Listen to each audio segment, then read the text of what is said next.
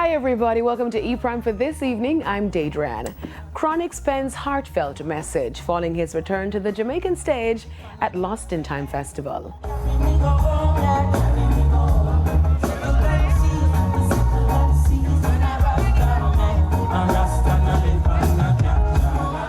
The Grammy-nominated singer, who made his first full-set performance in Jamaica since 2018 on Sunday, expressed gratitude to fans for the warm welcome in an Instagram post, saying, "To my beloved family in Jamaica, thank you. You have given birth to a new kind of Jamaican music."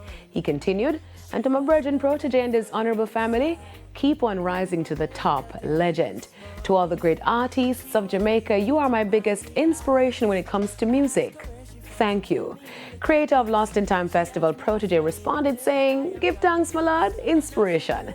Chronixx closed night 2 of the festival, which is being dubbed by many as Prochella, a play on words based on America's Coachella. Now, reggae icon Sly Dunbar's farewell celebration to include a motorcade. Minister of Culture and Entertainment Olivia Grange made the announcement on Tuesday via social media, stating that the motorcade with Sly's remains, which is slated for Friday, March 6, will begin 9:15 a.m. at Channel 1 Studio on Maxfield Avenue, with scheduled stops at One Pop Music Studio on Red Hills Road, Mixing Lab Studio on Dumbarton Avenue, and Anchor Studio on Windsor Avenue.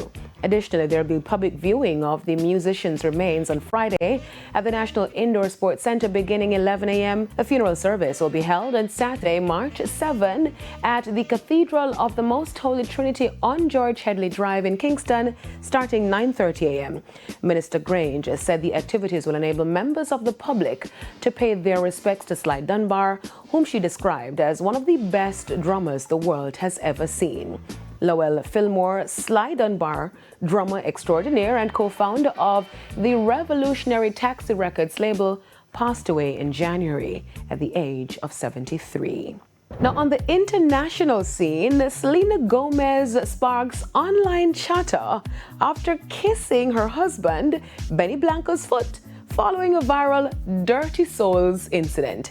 Last week, on the debut episode of Blanco's new podcast with his best friend, Dave Lil Dicky Bird, Friends Keep Secrets, Blanco caused ruckus when he hoisted his dirt-covered soles. Now, Blanco and Bird then appeared on Jimmy Kimmel Live, during which the producer explained that there was dust and dirt on the set from the equipment being moved around.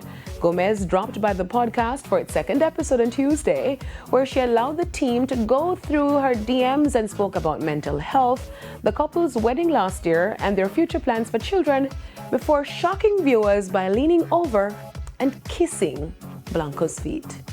You heard me. That's it for ePrime this evening. I'm Daedran. Thank you for watching.